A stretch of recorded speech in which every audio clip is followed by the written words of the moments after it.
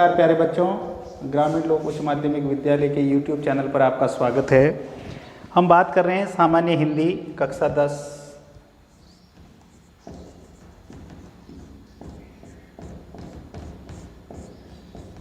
10th की।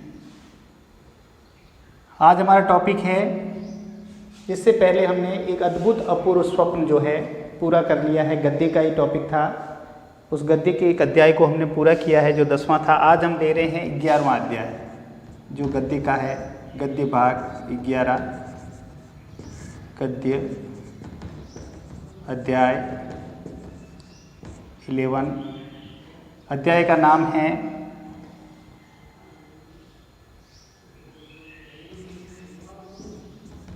ईदगाह, जिसके लेखक हैं प्रेमचंद।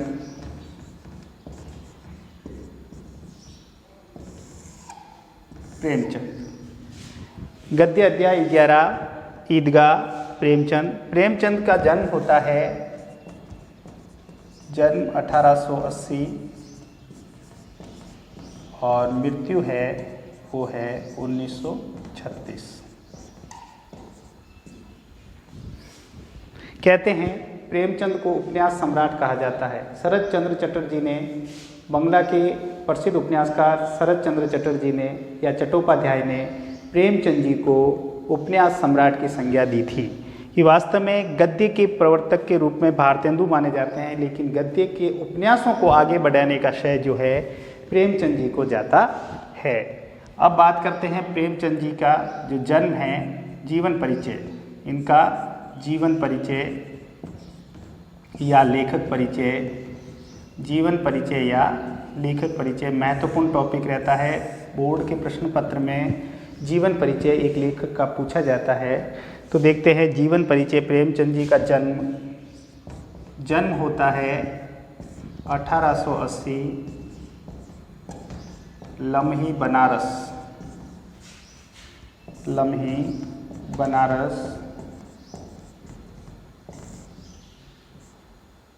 बनारस में। मृत्यु होती है 1936 में। प्रेमचंद जी वास्तव में गद्य को आगे बढ़ाने का जो है उपन्यास के रूप में ये माने जाते हैं। इन्होंने, इनका मूल नाम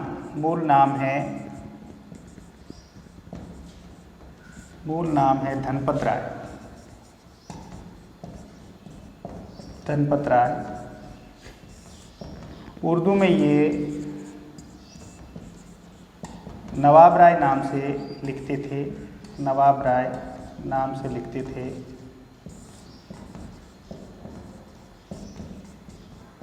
लेखन कार्य करते थे।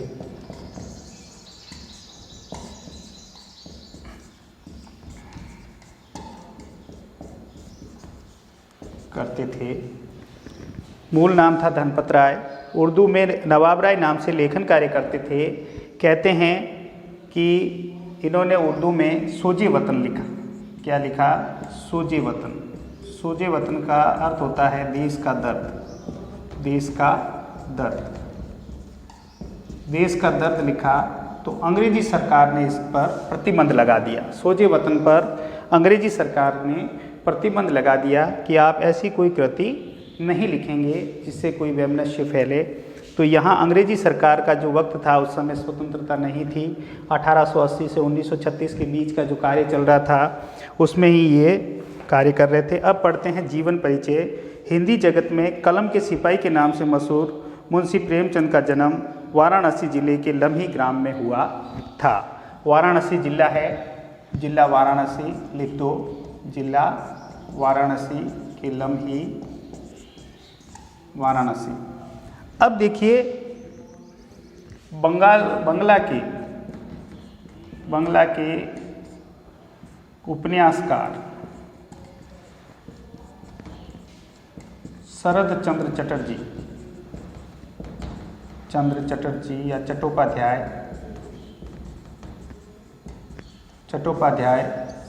ने इन्हें यानी प्रेमचंद जी को उपन्यास सम्राट की संज्ञा दी, उपन्यास सम्राट की संज्ञा दी कि वास्तव में प्रेमचंद जी एक उपन्यास सम्राट थे। इन्होंने कई रूपों में लिखा है। उनका मूल नाम धनपत राय था। मूल नाम मैंने जैसा कि यहाँ लिख दिया धनपत राय था। सरकारी नौकरी से त्याग पत्र देने के बाद उन्होंने अपना सारा जीवन लेखन कार्य के प्रति समर्पित कर दिया। सरकारी नौकरी में थे, फिर उन्होंने देश सेवा में अपने आप को लगा दिया। कहते प्रेमचंद जी उर्दू में नवाब राय नाम से लेखन कार्य करते थे। उर्दू में ये नवाब राय नाम से लेखन कार्य करते थे।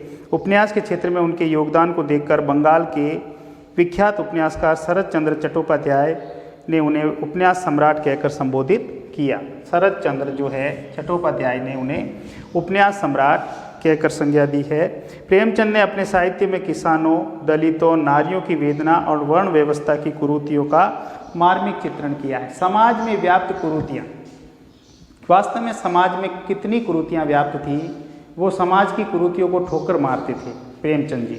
और ऐसा ही एक व्यंग्य लिखा है हरिशंकर परसाई जी ने, प्रेमचंद के फटे जूते। उसके माध्यम से भी प्रेमचंद जी का वर्णन हुआ है। उसमें हरिशंकर परसाई जी ने एक व्यंग्यात्मक चीज़ लिखी है कि प्रेमचंद जी किस प्रकार समाज की बुराई को ठोकर मारते हैं, किस प्रकार वो आगे बढ़ते हैं। उन्होंने वर्ण व्यवस्था, छुआछूत और समाज में व्याप्त वर्ण व्यवस्था के बारे में भी कलम चलाई है। कहते हैं नारियों की वेदना और भी कई कुरीतियों पर उन्होंने अपना मार्मिक चित्रण किया है। उन्हें समाज सुधार और राष्ट्रीय भावना से ओतप्रोत अनेक उपन्यासों एवं कहानियों की रचना की।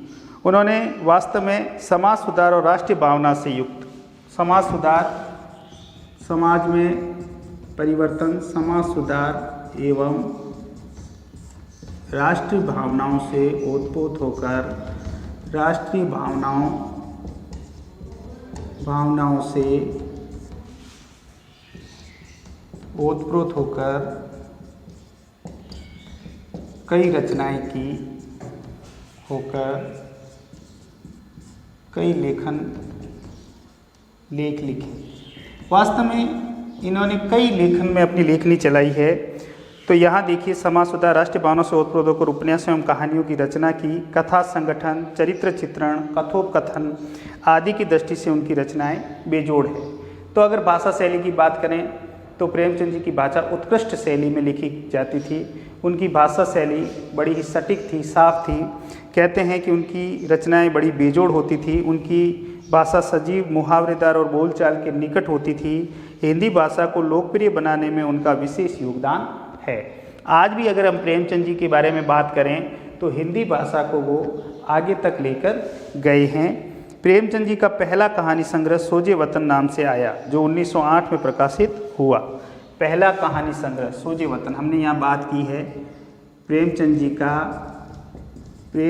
का पहला कहानी संग्रह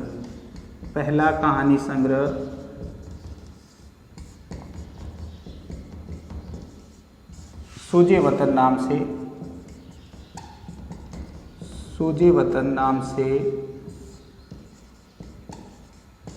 से 1908 में आया। 1908 में आया। ये सोजे वतन नाम से आया था, जो उर्दू में था। सोजे वतन यानी देश का दर्द। हमने यहाँ पहले ही लिख दिया है देश का दर्द। इस पर जो है देशभक्ति से ओतप्रोत होने के कारण इस पर अंग्रेजी सरकार ने रोक लगा दी। ये पूरा ही जो इनका संग्रह था, सोजे वतन नाम से जो कहानी संग्रह था, वो देशभक्ति से ओतप्रोत था। उसमें देशभक्ति को कूट कूट कर भरा गया था। कहते हैं देश के लिए कुछ करो और उसके लिए मर मिटो। तो अंग्रेजी सरकार ने इस पर प्रतिबंध लगा दिया। प्रतिबंध इसलिए लगाया क्योंकि इस समय देश की स्थिति अच्छी नहीं थी। देश गुलामी की जंजीरों में जकड़ा हुआ था और लोगों में जागरूकता पैदा हो रही थी। इसलिए अंग्रेजी सरकार नहीं चाहती थी कि भारत के लोग जागरूक हों, आगे बढ़े और आगे बढ़कर देश हमारे खिलाफ आवाज़ उठाएं। लेखक को भी भविष्य में इस तरह का लेखन न करने की चेतावनी दी। सोजे वतन यानी देश का दर्द देशभक्ति से ओतप्रोत होने के कारण इस पर अंग्रेजी सरकार ने रोक लगा दी और लेखक को भी भविष्य में इस तरह का लेखन न करने की चेतावनी दी। इसके कारण उन्हें नाम बदलकर लिखना पड़ा। मरणोपरांत उनकी कहानियाँ मानसरोवर नाम से 8 खंडों में प्रकाशित हुई। प्रेमचंद जी उपरांत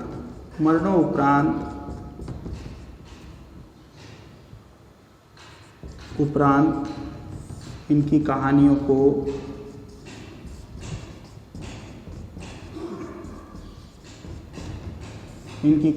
को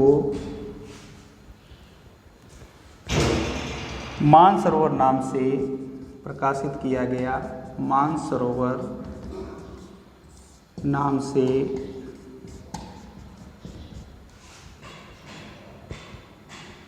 8 खंडों में प्रकाशित किया गया। 8 खंडों में प्रकाशित किया गया।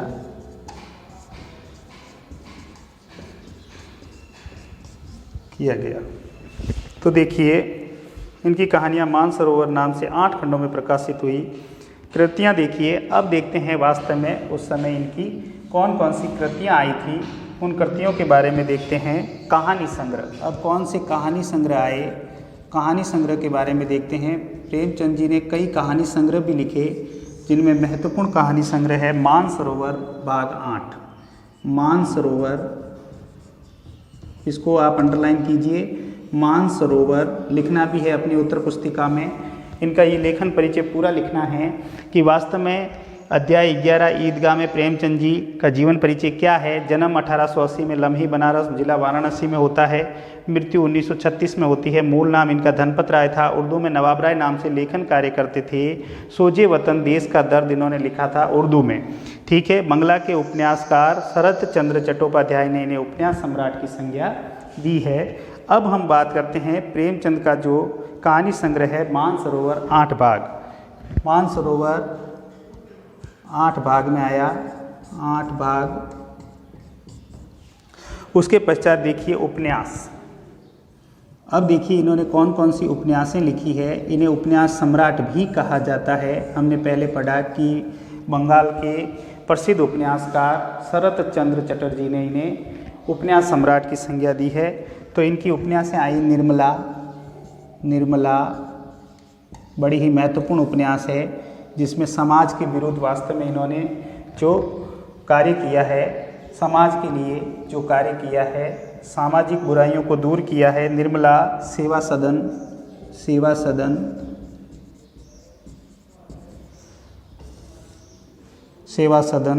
प्रेमा आश्रम,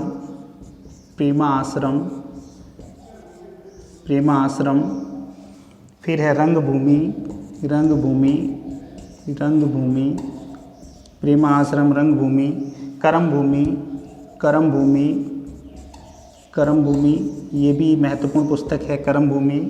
फिर है गोदान, उसके बाद गबन, उसके बाद आई उपन्यास गबन।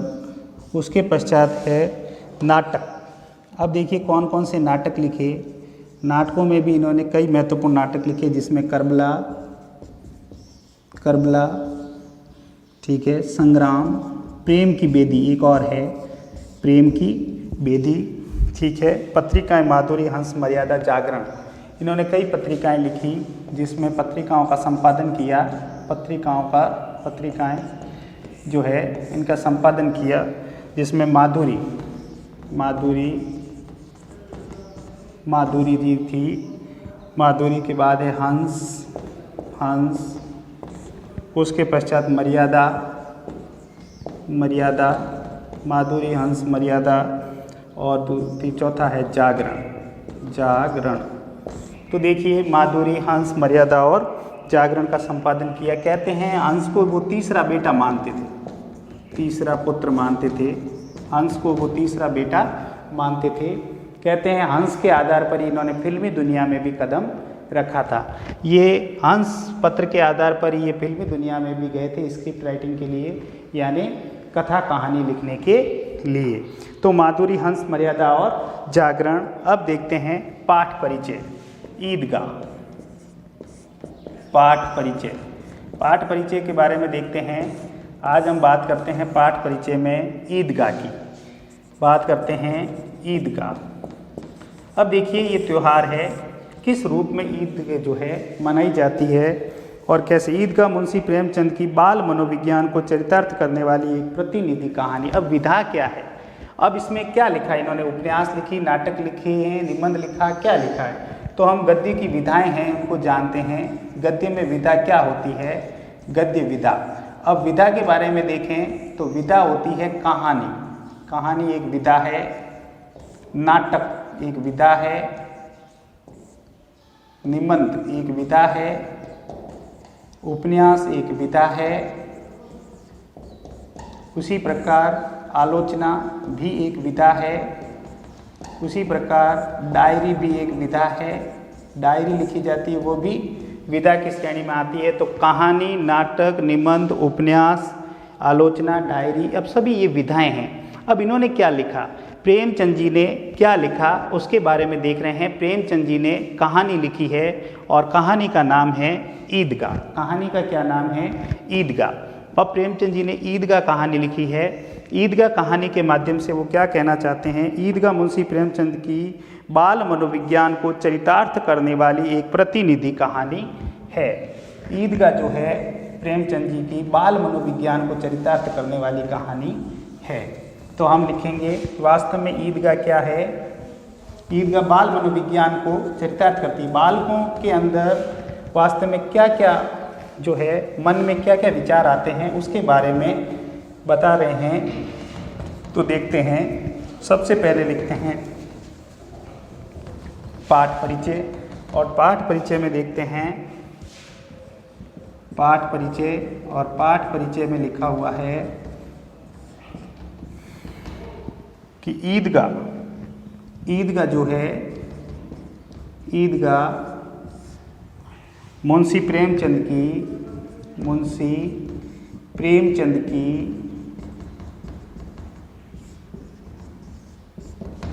बाल मनोविज्ञान को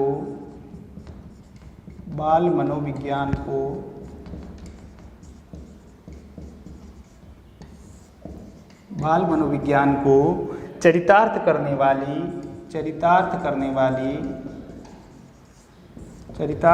वाली बाल मनोविज्ञान को चरितार्थ करने वाली एक प्रतिनिधि कहानी है, एक प्रतिनिधि कहानी मानी जाती है। तो इसकी विधा अगर हम देखें तो विधा के रूप में हम देखें तो ये क्या है?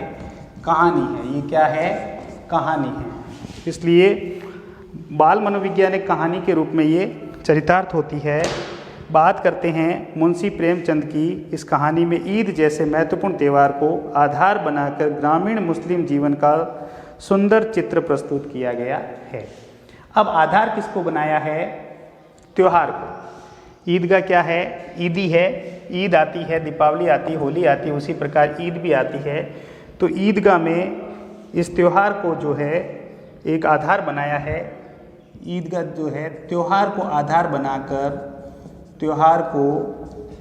बनाकर लिखी गई कहानी, त्यौहार को आधार बनाकर लिखी गई कहानी। हमारे पास आधार क्या है इसका? जो है वो है त्यौहार। तो त्यौहार जो है मन की शांति के लिए होते हैं। त्यौहार जो होते हैं उत्साह के लिए होते हैं, उमंग के लिए होते हैं, आपसी मैत्री संबंध के लिए होते हैं, भाईचारे के लिए होते हैं। हम एक साथ मिलकर जो बहुत सारे त्यौहार मनाते हैं तो ये आपसी मेल मिलाप बढ़ता है, और जब मेल मिलाप बढ़ता है तो त्योहारों को वास्तव में एक बहुत अच्छा माना गया है कि समाज में त्यौहार अगर नहीं होंगे तो लोग एक दूसरे से प्रेम नहीं करेंगे। तो प्रेम का प्रतीक होते हैं त्यौहार। तो इन ईद जैसे महत्वपूर्ण त्यौहार को अंडरलाइन करना, ईद जैसे महत्वपूर्ण त्यौहार को आधार बनाकर ग्रामीण मुस्लिम जीवन का सुंदर चित्र प्रस्तुत किया गया है। ग्रामीण और मुस्लिम जीवन का जो है चित्र प्रस्तुत किया गया है। एक विशेष जो है चित्र है वो मुस्लिम वर्ग के आधार पर दिया गया है। अभाव उम्र से पूर्व बच्चों में कैसे बड़ों जैसी समझदारी पैदा कर लेता है, इस कहानी में हामिद चरित्र में साफ जाहिर होता है। मेले में हामिद अपनी हर इच्छा पर संयम रखने में विजय होता है। साथ ही रुस्तमे हिंद चिमटे के माध्यम से प्रेमचंद ने श्रम के सौंदर्य एवं महत्व भी उद्घाटित किया है। अब देखिए हामिद जो है एक ऐसा कैरेक्टर है जो अपनी दादी अम्मा के लिए चिमटा लेकर आता है। क्योंकि जब वो दादी अम्मा को रसोई में रोटियां बनाते हुए देखता है तो उनके हाथ जल जाते हैं, तो अपने पेट पर वो ताला लगाता है। कहने का मतलब है कि बच्चा है, बच्चे की लालसा नहीं होती, बच्चे में जो है उमंग नहीं होती, बच्चे में हर चीज़ खाने की लालच रहता है वो। तत्पश्चात भी वो उसके जो दोस्त होते हैं, जो मित्र होते हैं, वो मिठाइयाँ खाते हैं, मेले में एंजॉय करते हैं, आनंद लेते हैं, लेकिन हामिद के पास पैसे नहीं होते। वो दादी अम्मा के लिए जो है चिमटा लेता है। तो बच्चे को देखिए, बच्चे का हृदय कैसा है। साथ ही रुस्तम-ए-हिंद चिमटे के माध्यम से प्रेमचंद ने श्रम के सौंदर्य एवं महत्व को भी उद्घाटित किया है। चित्रात्मक भाषा की दृष्टि से भी ये कहानी अनूठी है। अनूठी कहानी है, इसमें दृश्य बिंब है, चित्र है, और चित्रों के माध्यम से प्रेमचंद जी ने इस कहानी को उकेरा है।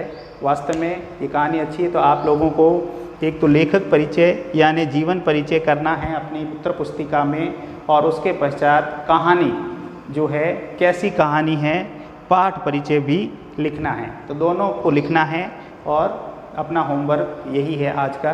ठीक है, तो मिलते हैं अगले नेक्स्ट वीडियो में, तब तक के लिए धन्यवाद।